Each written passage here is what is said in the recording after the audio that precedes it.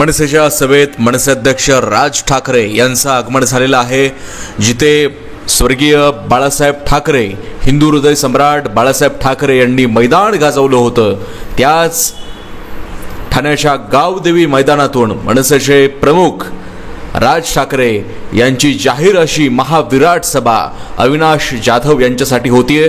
अविनाश जाधव यांचं अत्यंत अभ्यासपूर्ण भाषण आपण आत्ताच या ठिकाणी पाहिलं.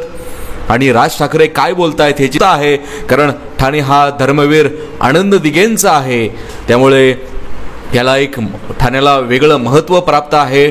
आणि त्याच राज ठाकरे यांचे जाहीर सभेचं लाईव्ह प्रक्षेपण आपण व्हायरल इंडियाच्या माध्यमातून थेट पाहतोय. काही वेळापूर्वीच राजू पाटील यांच्यासाठी देखील दिव्यातून राज ठाकरेंनी राजगर्जना केली आहे, त्याचंही भाषण तुम्ही व्हायरल इंडियावरती पाहू शकता लाईव्ह. आपण याची दृश्य बघतोय. जवळपास 9:07 झालेले आहेत आणि काही क्षणातच राज ठाकरे थेट मंचावरती येत आहेत. तर थेट आपण या ठिकाणी जाऊयात.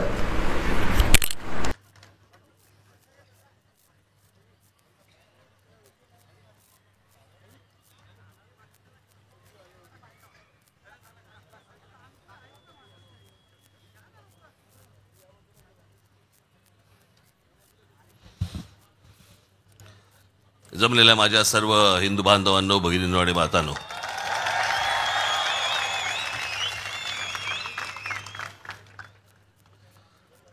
बघाशी मी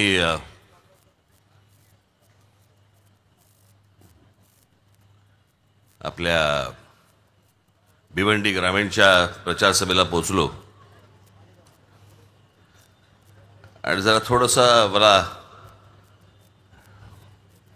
हे जे सगळं दिवसभर चालू असतं बडबड बडबड बडबड बडबड, त्याच्यात जरा थोडंसं असं जरा अचानक थकल्यासारखं वाटायला लागलं. वगैरे पाणी बिणी घेतलं वगैरे, पण मग जरा नॉर्मल झालं. पण तिकडे पहिल्या सभेला मी त्यांना सांगितलं, म्हटलं मला मी काय भाषण करणार नाही, मी आलेल्या लोकांना सगळ्यांना भेटीन.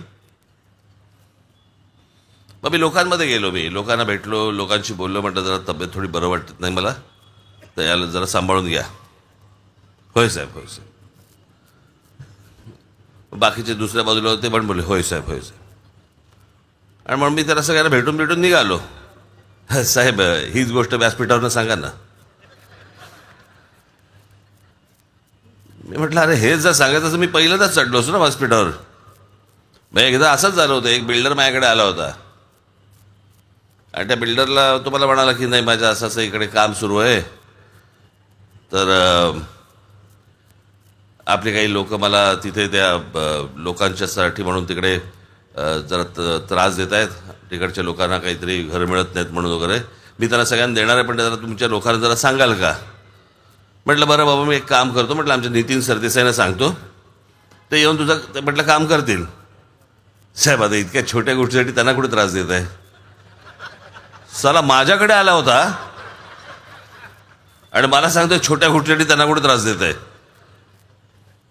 हे तसेच मला व्यासपीठावर घेऊन गेले, पण मग गोळीबिळी घेतली, सगळं ठीक आहे. आता काय, आज निवडणूक शेवटच्या टप्प्यावरती येऊन ठेपलेली आहे. मी आज काय फार लंब चौडं भाषण करणार नाही आहे तुमच्यासमोर. सगळ्या गोष्टी मला असं वाटतं सगळी भाषणं तुम्ही कदाचित ऐकली पण असतील माझी.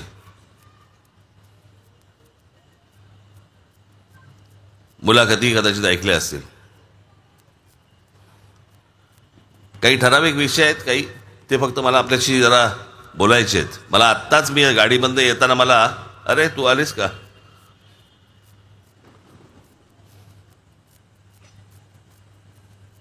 तू खाली काय बसून बघतेस, तू वरती आहे. अगे ये ग, ये वरती ये.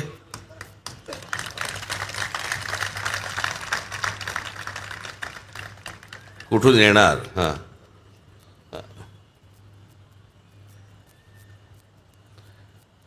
ही आमची बालमैत्रीण असिलता राजे सावरकर, स्वातंत्र्यवीर सावरकरांची सख्खी नात.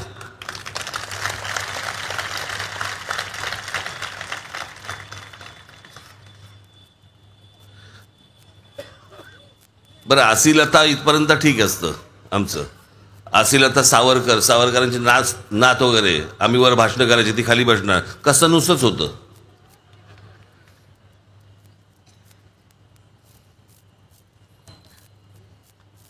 मी आत्ता इकडे बस का गाडीतनं येताना मी जी गोष्ट सांगतोय, अनेक लोक माझ्यावरती टीका करतायत की मी राज ठाकरे सांगतोय की मशिदींवरचे भोंगे खाली काढले पाहिजेत. काढलेच पाहिजेत, त्याच्यामध्ये काही दुमत असण्याचं काही कारणच नाहीये. माझ्या हातात जर सत्ता आली 48 तासाच्या आत उतरवीन.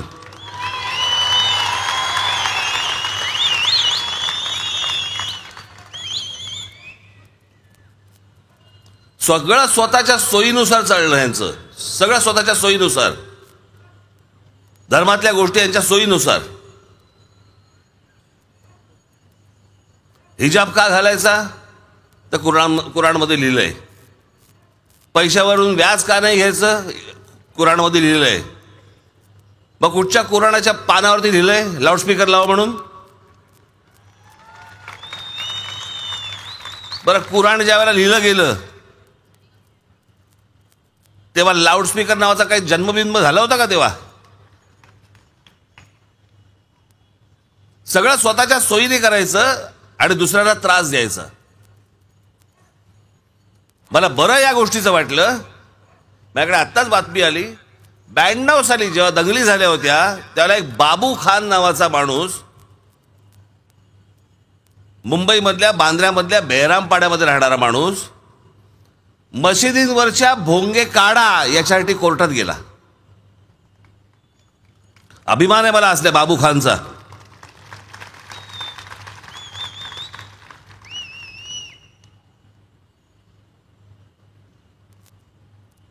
आणि त्याने त्याच्यात तेच दिलंय. त्याचं जे कोर्टामधलं आर्ग्युमेंट आहे की सकाळची जी अजान असते, पूर्वीच्या काळामध्ये जेव्हा लाऊडस्पीकर नव्हते तेव्हा लोकांना बोलवलं जायचं. अहो, तेव्हा घड्याळ पण नव्हतं.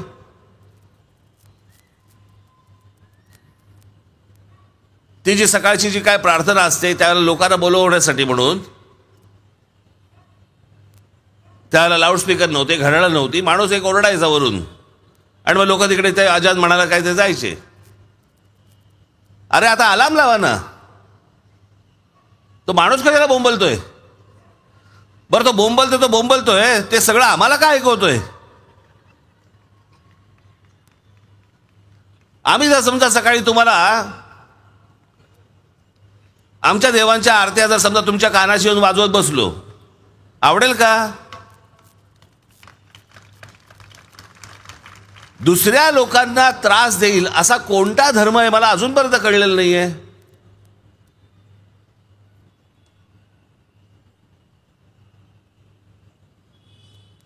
आणि याच्यावरती जर समजा तुम्ही अडून बसणार असाल, माझी तुम्हाला विनंती आहे, माझी तुम्हाला प्रार्थना आहे, किमान या तरी गोष्टीसाठी एकदा राज ठाकरेच्या हातात सत्ता देऊन बघा. नाही वटणीवरती आणले तर बघा मला. हा काही धार्मिक विषय नाहीये, हा लोकांना त्रास होतोय.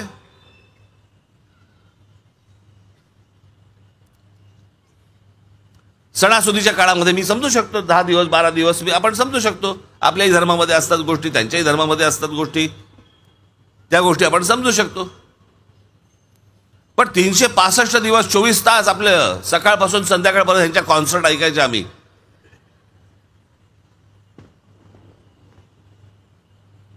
प्रत्येकाने आपापला धर्म आपल्या घरामध्ये ठेवला पाहिजे, उंबरठ्याच्या बाहेर येऊ देता का बरे.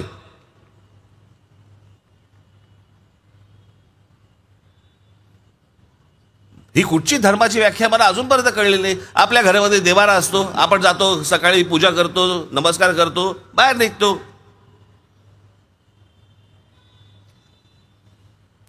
तुम्हाला तुमची काय प्रार्थना म्हणायची असेल घरामध्ये बसा, बसा तुमच्या गुडघ्यावरती, करा सगळं वर, म्हणा प्रार्थना.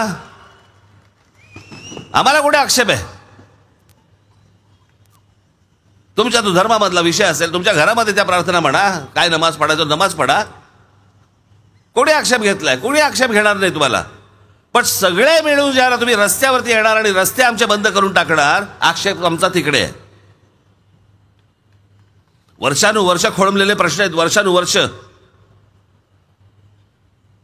आमच्याकडे याची उत्तरच सापडत नाहीत.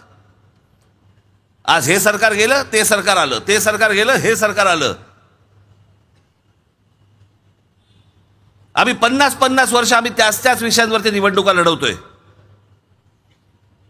आजही निवडणुका काय चालू आहेत, आमच्याकडचे विषय काय आहेत? आम्ही तुम्हाला रस्ते देऊ, आम्ही तुम्हाला पाणी देऊ, आम्ही तुम्हाला वीज देऊ, आम्ही तुम्हाला शिक्षण देऊ, आम्ही तुम्हाला आरोग्य व्यवस्था देऊ. अजूनही तेच चालू आहे 50 वर्ष झाली तरी.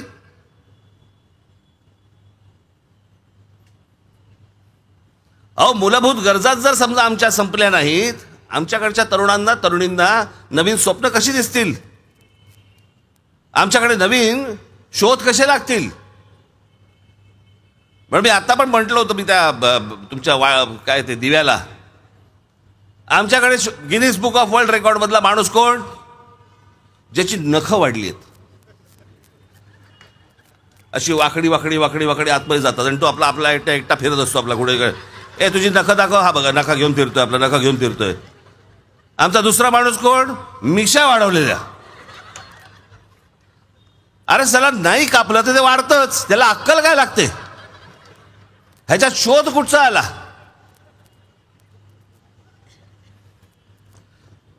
त्या नखं वाढवलेल्या माणसाचं मला नेहमी कौतुक वाटतं. ह्याचं सकाळी काय होत असेल?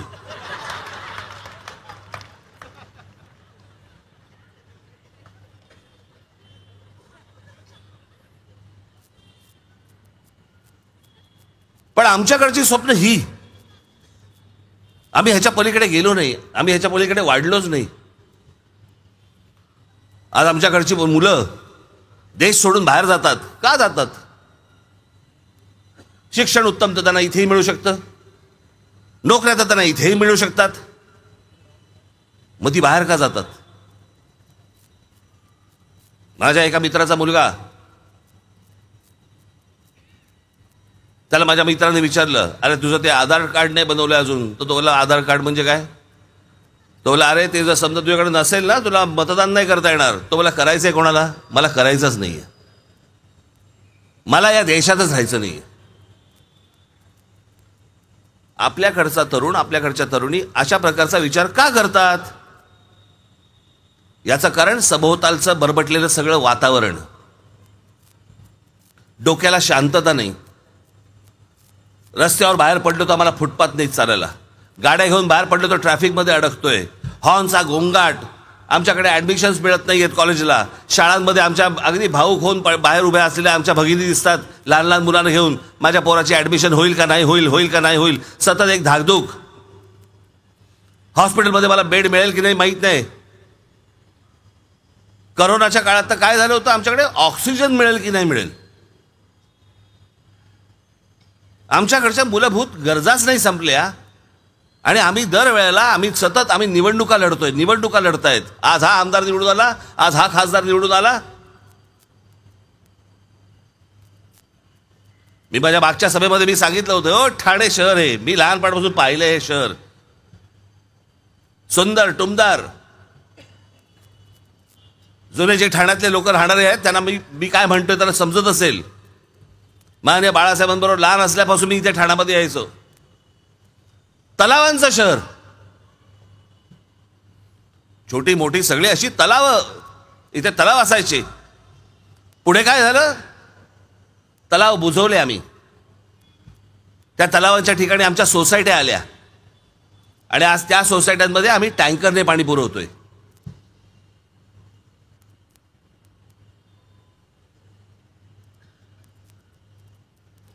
आज तुम्ही इंटरनेटवरती असता, तुम्ही तुमच्या मोबाईल फोनवरती असता.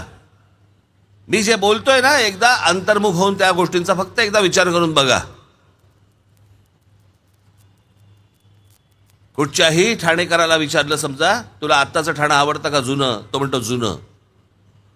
कोणत्याही पुणेकराला विचारून बघा, तुला आत्ताचं पुणे आवडतं का जुनं, तो म्हणतो जुनं. कुठच्याही मुंबईकराला विचारून बघा, तुला आत्ताचं मुंबई आवडते का जुनी, तो म्हणतो जुनी. आमच्याकडच्या प्रत्येक शहरामधली माणसं सांगतात, अगोदरची फार सुंदर शहरं होती. मग ही कोणती प्रगती आहे जी आम्हाला आवडत नाहीये? वाटेल तशी शहरं पसरलेली आहेत. पण तुम्ही दुबईत जा आणि दुबईच्या माणसाला विचारून बघा, तुला जुनंही दुबई आवडतं का आत्ताचं? तो म्हणेल आत्ताचं. कारण लोकांचा विचार करून उभी केलेली ती शहरं आहेत. लोकांना काय हवंय, त्या परिवाराला काय हवंय, त्या लहान मुलांना काय हवंय, त्यांच्या गरजा काय आहेत. आमच्याकडे कसल्याही गरजा, तुमच्या काय अपेक्षा आहेत, याला काही अर्थच उरलेला नाहीये.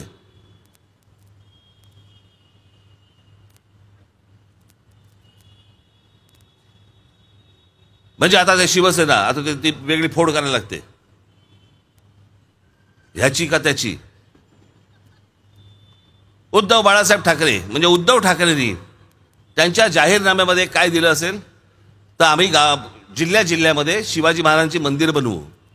अहो, शिवाजी महाराजांची मंदिरं नाही बनवायची आहेत, आपल्याला विद्या मंदिरं बनवायची आहेत, शिवाजी महाराजांचे गडकिल्ले बनवायचे आहेत. आपल्याकडे विद्या मंदिरांचा तोटा आहे. छत्रपती शिवाजी महाराजांचे गडकिल्ले बनवायचे आहेत, पुढच्या येणाऱ्या पिढ्यांना दाखवायला आमचा राजा कोण होऊन गेला ते.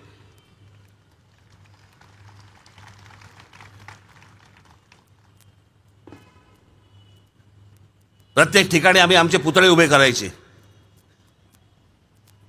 कुठच्या कोपऱ्यामध्ये आम्ही बघायचं, एक आहे इथे छत्रपती शिवाजी महाराजांचा पुतळा उभा करायचा, आमच्या डॉक्टर बाबासाहेब आंबेडकरांचा पुतळा उभा करायचा.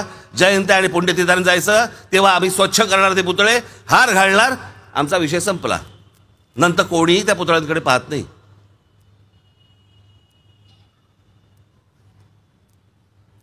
तुमचा काही विचार न करता काहीतरी या लोकांच्या डोक्यातनं काहीतरी वेगळ्या कल्पना येत असतात. आता काय करायचं, छत्रपती शिवाजी महाराजांचा समुद्रात पुतळा उभा करू. कोणी मागितलंय, काय चाललंय? जेव्हा ही घोषणा झाली त्याच वेळेला मी सांगितलं होतं पुतळे बंद करा आता बनवायचे. छत्रपती शिवाजी महाराजांचं खरं स्मारक, खरी स्मारक हे गडकिल्ले आहेत, पुतळे नाही आहेत.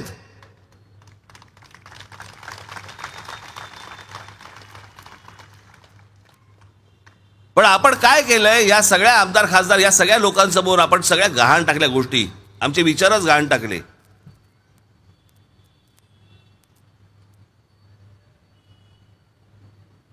आम्ही यांचे गुलाम असल्यासारखे यांच्यासाठी आम्ही रांगेमध्ये उभे राहतो, उन्हातानामध्ये उभे राहतो, यांच्यासाठी आम्ही मतदान करतो.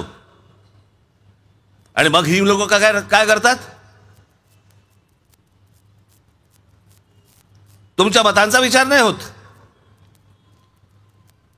मला हा माणूस नकोय, मला हा पक्ष नकोय म्हणून तुम्ही ह्या पक्षाला मतदान केलं, आणि मतदान केल्यानंतर जेव्हा हा माणूस जिंकून येतो त्यावेळेला हा माणूस उठतो आणि ह्या पक्षावर जातो. मग गधड्या, आम्ही त्यालाच पहिलं मतदान केलं असतं ना. आमच्या फुकटच्या मतांवरती नंतर तू करोडो रुपये घेणार आणि ह्या पक्षाबरोबर जाणार, हा तुमच्या मताचा अपमान नाहीये. याच्यासाठी म्हणून उन्हातानामध्ये उभे राहता आणि मतदानाला रांगेमध्ये उभे राहता.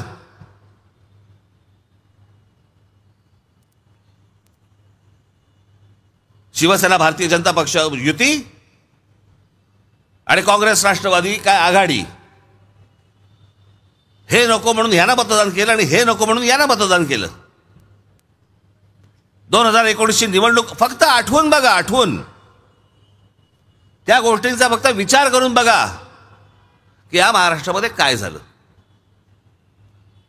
भारताच्या इतिहासामध्ये आजपर्यंत अशी घटना घडलेली नाहीये. आज महाराष्ट्र बाकीच्या राज्यांमध्ये एक मजाकचा विषय झालाय. मजाक. क्या देखा कि नहीं महाराष्ट्र में क्या हो रहा है. शिवसेना भारतीय जनता पक्षाला तुम्ही मतदान केल्यानंतर, बहुमतामध्ये आल्यानंतर त्यातला एक पक्ष उठतो स्वतःच्या स्वार्थासाठी, माझ्या गळ्यामध्ये मुख्यमंत्रीपदाची माळ घाला म्हणून तो उठतो, आणि ज्यांच्याबरोबर हयात गेली अख्खी विरोधामध्ये त्यांच्याबरोबर जाऊन बसतो. का माझ्या गळ्यामध्ये मुख्यमंत्रीपदाची माळ घाला म्हणून.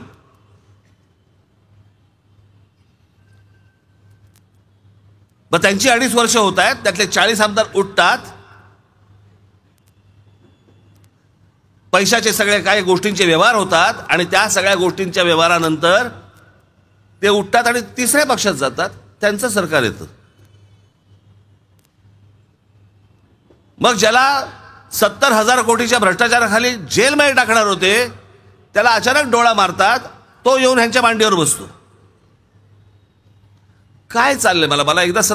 मला एकदा नागरिक म्हणून तुम्ही समजून सांगा, जरा मला मतदार म्हणून मला समजून सांगा, हे नेमकं काय होतंय? ही गोष्ट एवढ्यासाठीच होते कारण तुम्ही शांत बसता. आम्ही फोटोवरती मतदान करतो. जी व्यक्ती आता हयात नाही त्या व्यक्तीचा फोटो बघून आम्ही त्यांच्याकडे मतदान करतो. आम्ही कुठची तरी जात बघून आम्ही मतदान करतो. आम्ही पूर्वीचा पक्ष असा होता, इतके वर्ष आम्ही त्यांना मतदान करत आलो म्हणून आम्ही त्यांना मतदान करतो. सगळं झूट आहे, सगळं झूट आहे. आज काय परिस्थिती आहे, तुमची काय हालत झाली आहे? एकदा स्वतःच एकदा विचार करून बघा. आज मी जाहीरनामा प्रसिद्ध केलाय, महाराष्ट्र नवनिर्माण सेनेचा आज जाहीरनामा प्रसिद्ध केलाय. मराठीतही केलाय, इंग्रजीतही केलाय, ट्विटरवरती पण टाकलाय, ऑनलाईन पण टाकलाय. वाचा एकदा. भारताच्या इतिहासामधला हा पहिला जाहीरनामा आहे, पहिला, की या जाहीरनाम्यामध्ये कोणत्या गोष्टी आम्ही करणार आहोत हेही दिलंय आणि त्या कशा करणार आहोत तेही दिलंय.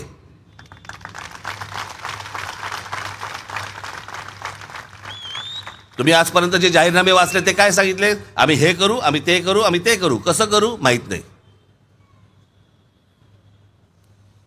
सगळे विषय मांडलेत, रोजगारापासून पाण्याच्या प्रश्नापर्यंत सगळे विषय सगळे मांडलेले आहेत त्याच्यामध्ये. आरोग्यापासून पर्यटनापर्यंत तुम्ही म्हणाल तो विषय त्या सगळ्या अख्ख्या पुस्तिकेमध्ये, आणि त्याची सोडवणूक कशी करायची त्याची सोल्युशन्स देखील त्याच्यामध्ये दिलेली आहेत.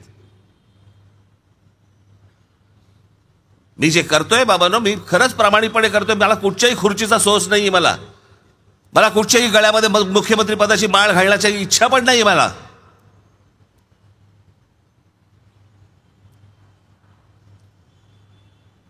मी ज्या गोष्टी लहानपणापासून बघत आलो ना माझ्या घरामध्ये, त्याच्यानंतर मला कुठच्याही लाल दिव्याचं कौतुक उरलेलं नाही मला. पण मी जे बघतो, मी जे जगात बघतो, मी जे स्वप्न पाहतो, मी एक चित्रकार आहे. माझ्या दृष्टिकोनातनं राज्य कसं असलं पाहिजे, हे शहर कसं असलं पाहिजे, काय असलं पाहिजे, कोणकोणत्या गोष्टी असल्या पाहिजेत. आणि हे काय रॉकेट सायन्स नाही आहे, याला फक्त इच्छा लागते. नाशिकमध्ये मी ती गोष्ट पहिल्या 5 वर्षात करून दाखवली. जे मी इथून उठून रतन टाटांना मी नाशिकला नेलं, रतन टाटांनी एका बोटॅनिकल गार्डन वरती पैसे खर्च केले. का नाही रतन टाटा ठाण्यात आले? का नाही रतन टाटांना सांगितलं तुम्ही एखादा मुंबईमधला एक भाग घ्या आणि डेव्हलप करा? का नाही सांगितलं गेलं? कारण ज्यावेळेला CSR फंडातनं ज्यावेळेला तुम्ही कामं करता त्याच्यातनं पैसे नाही खाता येत. त्यांची माणसं येऊन ती कामं करतात. आणि आपल्याकडे कसं आहे, टक्क्याशिवाय तर उपयोगच नाही, प्रत्येक गोष्टीमध्ये टक्का. मी तुम्हाला सांगतो, तुमच्याकडे कधी चांगले रस्ते होणार नाहीत, कधी चांगले फुटपाथ होणार नाहीत, कधी चांगल्या गोष्टी होणारच नाहीत. याचं कारण, चांगला रस्ता जर समजा केला आणि तो जर समजा 20 वर्ष टिकला, मग आम्ही पैसे कशात खायचे? तो तर खराब झालाच पाहिजे. तो 60 महिन्यात खराब झाला की नवीन कॉन्ट्रॅक्ट, नवीन टक्के, नवीन कॉन्ट्रॅक्टर. आम्ही पेवर ब्लॉक लावायचे, मग ते आम्हीच फोडायचे, मग नवीन कॉन्ट्रॅक्ट, नवीन कॉन्ट्रॅक्टर, नवीन टक्के. तुम्ही जो कर भरताय ना, तो सगळा कर यांच्या खिशात जातोय असल्या कामांमधनं, टुकार कामांमधनं. आणि आम्ही कोणाला मतदान करतोय? आमच्या जातीच्या माणसाला. आम्ही इतकी वर्ष ज्या पक्षाला आजपर्यंत मतदान करत आलो, आम्ही त्या पक्षाला मतदान करणार. आम्हाला ज्या प्रकारचे फोटो दाखवले जातात जे त्या पक्षाच्या अध्यक्षांचे, प्रमुखांचे, आम्ही त्याच्यावरती मतदान करणार. का? आजपर्यंत करत आलो. पण आम्हाला काय हवंय, आमच्या पुढच्या पिढ्यांना काय हवंय, पुढच्या येणाऱ्या पिढ्यांना काय हवंय, आमच्या शहरांची आम्ही काय माती करून ठेवतोय, कोणालाही पडलेली नाही त्याची. कोणा काही देणं घेणंच नाही या गोष्टींचं. मी आज त्या पत्रकार परिषदेमध्ये मी विकास आराखडा मांडतोय, मी आपला जाहीरनामा मांडतोय, ज्याच्यामध्ये सगळ्या विकासाच्या सगळ्या गोष्टी आहेत. मला प्रश्न काय विचारतायत, शिंदे ह्यांच्याबद्दल असं बोलले, तुमचं काय मत आहे? आणि मग उद्धव ठाकरे ह्यांच्याबद्दल असं बोलले, तुमचं काय म्हणणं आहे? मग शरद पवार ह्यांच्याबद्दल काय चाटू आहे हे प्रश्न? तुमच्या आमच्या हाताला काय लागणार आहेत? आमच्या प्रचाराच्या वेळेला एखाद वेळेला समजा आमच्या टीका होतात, त्या एखाद वेळेला टीका होतात, पण संपूर्ण पत्रकार परिषद त्या नुसत्या फक्त त्याच गोष्टींवरती झुंजवायची आणि मूळ प्रश्न जे महाराष्ट्राचे आहेत त्याच्यावरती कोणी प्रश्न नाही विचारायचे. आम्हाला मुलाखतीसाठी बोलवतात. काय वाटतं तुम्हाला पुढच्या 10 वर्षाचं महाराष्ट्राचं विजन काय वाटतं? गधड्या, शहराचं आणि राज्याचं 500 वर्षाचं विजन पाहिजे, 10 वर्षाचं नाही.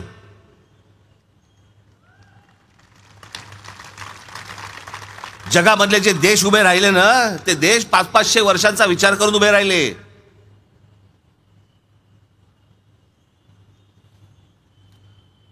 मी तुम्हाला एक गोष्ट सांगतो. आयझनहोवर नावाचे एक अमेरिकन प्रेसिडेंट होऊन गेले. दुसऱ्या महायुद्धाच्या नंतरच्या काळामध्ये ज्या वेळेला सगळी त्यांच्याकडे मंदी आली होती, मग मंदी आली असताना काय करायचं? कामं काढायला लागतात की ज्याच्यातनं पैसे रोटेट व्हायला लागतात, लोकांपर्यंत पैसे जायला लागतात. कामं काढली की लोकांपर्यंत पैसे जातात. काय काम काढलं असेल त्यांनी फक्त एक काम काढलं, माझ्या अमेरिकेमधले सगळे रस्ते सरळ होतील, संपूर्ण सगळ्या राज्यांमधले रस्ते सरळ होतील आणि नवीन रस्ते करायचे. त्याला तेवढं नव्हतं काही. आज ज्यावेळेला तुम्ही अमेरिकेमध्ये जाता, तुमचे कोणी नातेवाईक असतात, तुमचे कोणी मित्रपरिवारातले लोक असतात, तुम्ही टेलिव्हिजनवरती ज्यावेळेला बघता, इंटरनेटवरती बघता, व्हॉट्सॲपवरती बघता, इंस्टाग्रामवरती बघता, तुझी अमेरिका जी दिसते ना, ती त्या माणसाने उभी केली. ते रस्ते अशाच मध्ये कॉलनीज होत्या, अनेक लोक राहत होते, अनेक स्लम्स होत्या, सगळ्या गोष्टी होत्या तिकडे, पण वेगळं काही नव्हतं.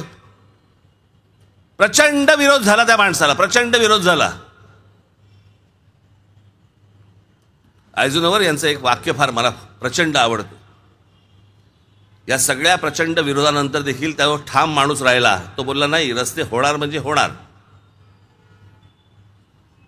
आणि त्याचं वाक्य फार छान होतं. बोलला की आजची पिढी मला शाप देईल, पण भविष्यातल्या सगळ्या येणाऱ्या पिढ्या मला आशीर्वाद दिल्याशिवाय राहणार नाहीत. देश असे उभे राहत असतात, शहरं अशी उभी राहत असतात. पण मी त्या दिवशीचं पण एक सुजाण नागरिक काय असतात ना, सुज्ञ नागरिक काय असतात ना, याचं पण एक उदाहरण दिलं होतं. दुसऱ्या महायुद्धानंतर ज्यावेळेला विन्स्टन चर्चिल जिंकले ना, ते जिंकल्यानंतर V for victory, V for Winston, अख्ख्या इंग्लंडने त्याला डोक्यावरती घेतलं होतं. अख्ख्या इंग्लंडने जय जयकार, जिकडे जाईल तिकडे जय जयकार विन्स्टन चर्चिलचा. 8 महिन्यानंतर निवडणुका झाल्या. विन्स्टन चर्चिल स्वतः आणि त्यांचा पक्ष हरला. पत्रकार गेले लोकांकडे, अरे विन्स्टन चर्चिलला पाडलं तुम्ही? ते बोले हो. म्हणजे काय कारण काय? तो माणूस म्हणे युद्ध काळात योग्य होता, शांततेच्या काळात नाही. हा जो समज ज्या मतदारांमध्ये आहे ना, मला त्याला म्हणतात सुज्ञ मतदार. आम्ही अजून त्याच विषयांवरती निवडणुका लढवतोय, पण आम्हालाच कळत नाहीये. आम्ही त्याच लोकांना मतदान करतो आहोत. बाबांनो, माझी आपल्याला हात जोडून विनंती आहे, यातनं बाहेर या. हे नुसते तुम्हाला खेळवत राहतील, हाताला काही लागणार नाही. आमच्या कुठच्या परिवाराला जर समजा वाटलं, आज कुठच्या माझ्या भगिनीला वाटलं की माझ्या मुलांना बाहेर घेऊन जायचंय, कुठे घेऊन जाणार? मॉलमध्ये पिक्चर दाखवणार. मग बेटा आपण रात्री मग मम्मम करून जेवून येऊया, मग तिकडे रेस्टॉरंटला जाणार. हे आमचे करमणुकीचे कार्यक्रम. पण उत्तम चांगल्या बागा होत आहेत, उत्तम चांगली मैदानं होत आहेत. मुंबईला बघा, शिवाजी पार्क मैदान, ओव्हल मैदान, आझाद मैदान, अशी असंख्य मैदानं आहेत. पण ब्रिटिशांच्या काळात झाली तेवढीच. आपल्या लोकांच्या सत्ता काळामध्ये कुठचीही मोठी मैदानं झालेली नाही आहेत, एकही नाही. ज्याला 26 जुलैला ज्याला पाऊस आला आणि पाणी भरलं ना, उपनगर अख्खं मुंबईचं भरलं होतं. मुंबई शहर ज्याला म्हणतो आपण, ज्याला आयलंड सिटी, पाणी नव्हतं, त्यांनी बांधली आहे ती. 100 वर्षापूर्वी बांधलेलं छत्रपती शिवाजी महाराज टर्मिनस केवढं मोठं स्टेशन बांधलंय, तेव्हा लोकांना असं वाटलं अरे एवढं स्टेशनची गरज आहे का? आजच्या लोकसंख्येला पुरतंय. 100 वर्षाचा विचार करून गेलेल्या गोष्टी असतात.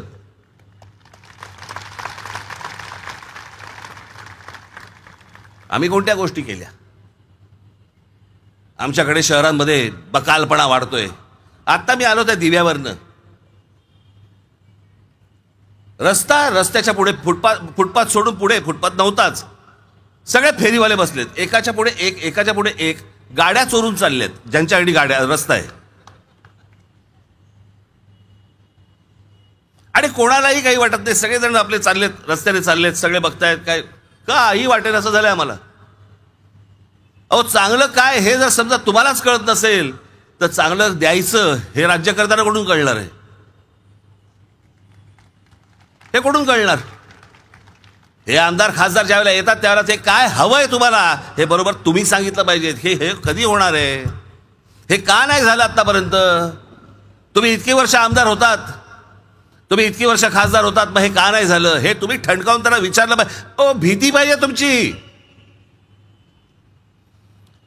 तुम्ही मतदार म्हणून तुमची भीतीच नाहीये. तुम्हाला गृहीत धरलेलं आहे, गृहीत.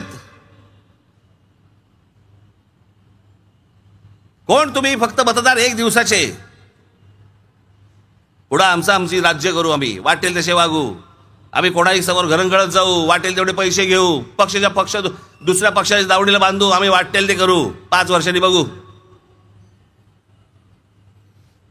हा समज जोपर्यंत तुम्ही दूर करत नाही तोपर्यंत ह्या महाराष्ट्राला चांगले दिवस येणार नाही. जाऊ, महाराष्ट्र राज्य आहे ते महाराष्ट्र राज्य.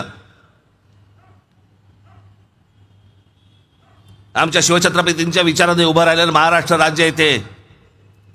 मराठेशाहीच्या साम्राज्याच्या पराक्रमाने उभं राहिलेलं हे राज्य आहे ते. या हिंद प्रांतावरती 125 वर्ष राज्य केलेलं हे राज्य आहे ते. आम्ही देशामध्ये मजाक बनलो, मजाक. देखो महाराष्ट्र में क्या चल रहा है, कोई भी कहीं पे जा रहा है, कोई किसी से पैसा ले रहा है, कोई पार्टी किसी के भी साथ जा रही है. मजाक बनलो आम्ही, मजाक.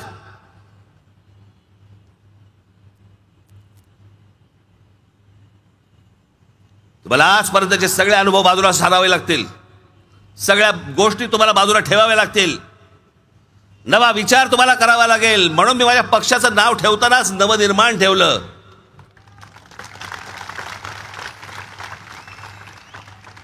मी ठेवू शकलो असतो ना महाराष्ट्र सेना, अजून काहीतरी राजसेना, वाटेल ते ठेवू शकलो असतो. मला माझं जे स्वप्न आहे त्या स्वप्नातनं मला सांगायचंय काय, मला काय करायचंय, मला नवनिर्माण करायचंय.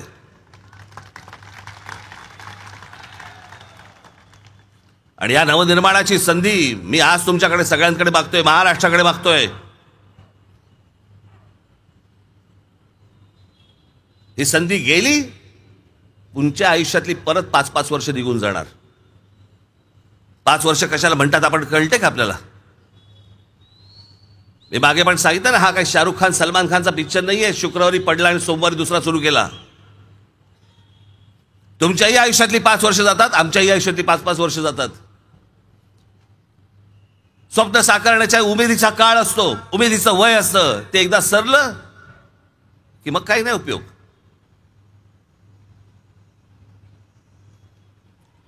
आणि पोटामध्ये आग असताना या उमेदीच्या वयामध्ये तुम्ही या गोष्टी हातामध्ये दिल्या पाहिजेत. अहो एवढं वाटोळं झालंय ना, राज ठाकरेच्या हातात एकदा सत्ता देऊन बघा, अजून काय वाकडं होऊ शकतं तुमचं? अजून काय वाटोळं होईल मला जरा सांगा? काय होऊ शकतं? काही नाही होऊ शकत.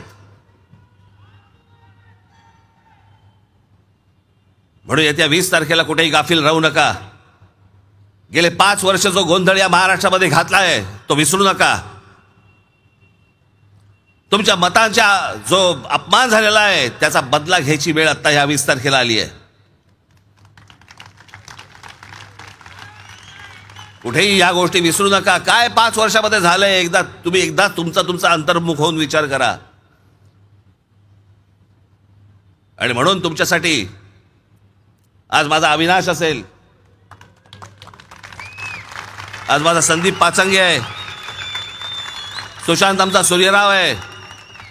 अहो पोटात आग असलेली पोरं आहेत ही सगळी, पोटात आग असलेली, तुमच्यासाठी 24 तास धावणारी. आणि एक गोष्ट तुम्हाला अजून आवर्जून सांगतो, माझा कुठचाही उमेदवार असू दे, तो तुम्ही निवडून दिल्यानंतर तुम्हाला त्याला भेटायला अपॉइंटमेंटची गरज लागणार नाही.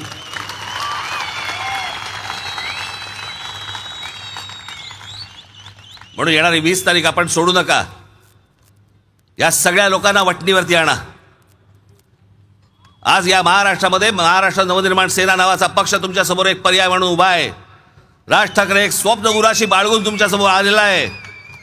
एकदा संधी या महाराष्ट्र नवनिर्माण सेनेला आणि माझ्या सगळ्या सहकार्यांना द्या.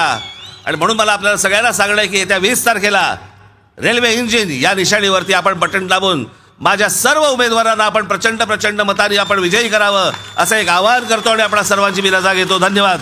जय हिंद, जय महाराष्ट्र. हॅलो. पल्लवी नचिकेत पाटील या मुलीचा आपण पक्षप्रवेश करणार आहोत.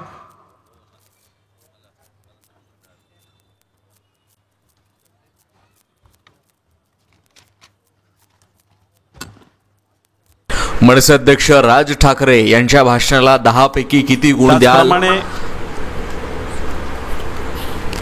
कमेंट मध्ये नक्की सांगा. आणि आम्ही एक कौल जनतेचा घेतोय. ठाण्यातली जर जनता हे लाईव्ह प्रक्षेपण पाहत असेल, भाषण पाहत असेल, तर सर्वांनी त्या ठिकाणी जा. लाईव्ह चॅट मध्ये एक कौल घेतलेलं आहे, ते एक लिंक दिलेली आहे यूट्यूबची. यूट्यूबवरती एक आपण सर्वात मोठा महाराष्ट्रातील प्रचंड मोठा असा एक ऑनलाईन कौल घेतोय, कौल जनतेचा, जो निपक्षपातीपणे आहे आणि पूर्णपणे निपक्षपातीपणे आहे. त्यामुळे तुम्ही त्या लिंकवरती जा आणि तुमचं मत खाली कमेंट बॉक्सच्या माध्यमातून ऑनलाईन पद्धतीने तुम्ही व्यक्त करू शकता. ठाण्यामध्ये कोण जिंकेल, कोण होईल ठाण्याचा आमदार? अविनाश जाधव, राजन विचारे शिवसेना उद्धव ठाकरे का संजय कळकर बीजेपी? तुमचं मत एका क्लिकवरती तुम्ही देऊ शकता. आणि अर्थातच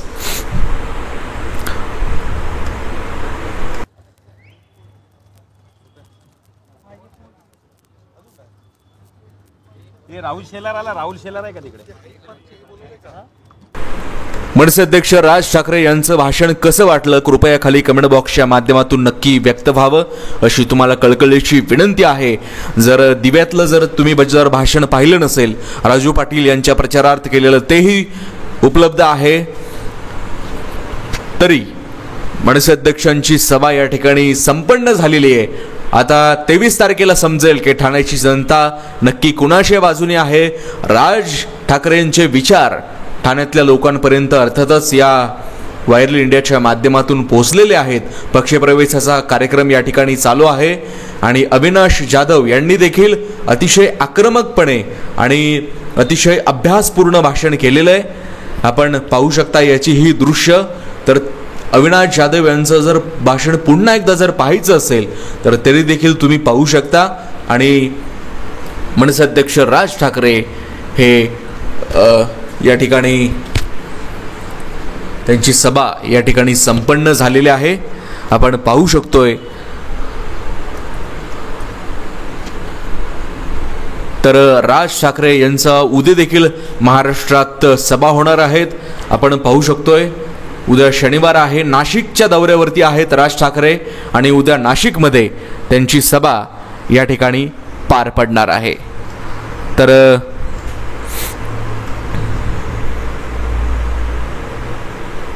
आपण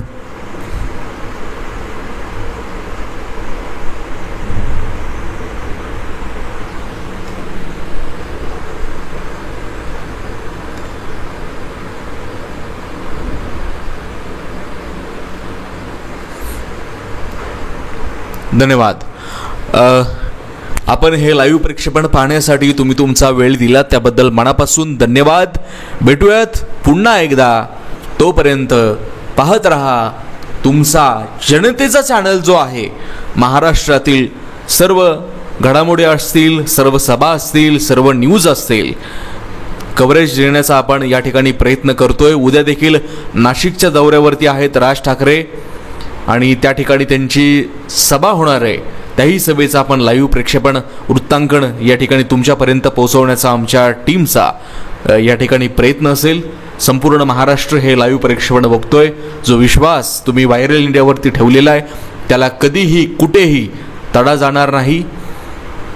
आणि हे लाईव्ह प्रक्षेपण पाहण्यासाठी तुम्ही तुमचा वेळ दिला त्याबद्दल मनापासून धन्यवाद.